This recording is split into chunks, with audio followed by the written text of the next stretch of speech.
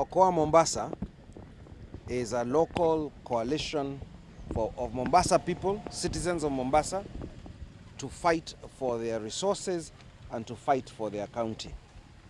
It's not the only one across the country. There's also Save Lamu, which you have heard of. And we hope that this beginning of Okoa Mombasa shall begin other Okoa Kiambu, Okoa Kirinyaga, Okoa Siaya, and others.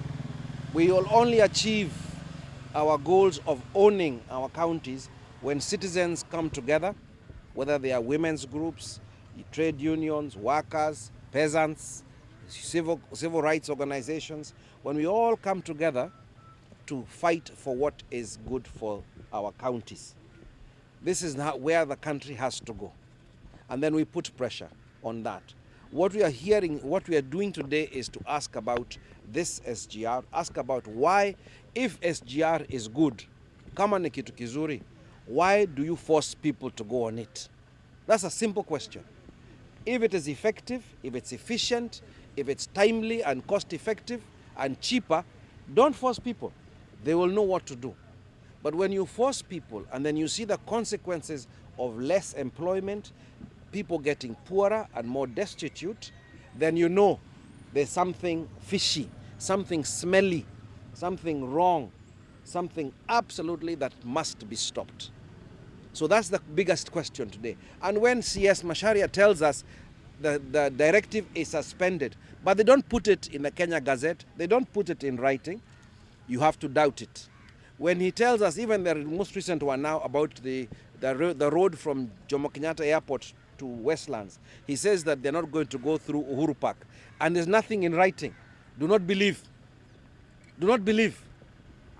Our job as citizens, people who care about the rights of people, is to never believe these guys in authority until they have put it in writing, until they are proven to be telling the truth.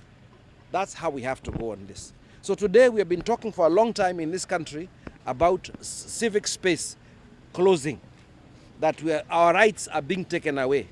So we have a situation today where money has been paid to TUM, agreements have been made, and then somebody somewhere says, stop these people. And the university authorities, in their old habits of obeying orders from above, decide to do so. That is what is called closing space.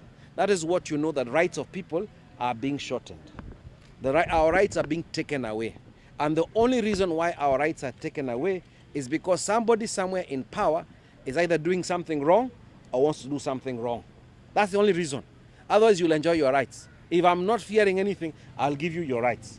But if I fear you will attack me and criticize me and expose me, then I don't want you to speak. I don't want you to meet.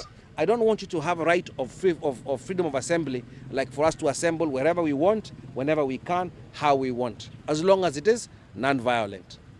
These are the issues that are at stake here. These are Mombasa issues, yes, but they're also national issues. And we want Mombasa now to take the lead. Mombasa must show us, and Mombasa people must come out and support these initiatives of Okoa Mombasa. This is your county. This is where your people, your own people. It is your own issues. If you don't come out and support it, who will do it? Hakuna Yesu atakuja kuchukua. It's your own issues. You must solve it. Nobody else. So you must come up together now and push these issues as best as you can. But I can tell you this, Okoa Mombasa will succeed.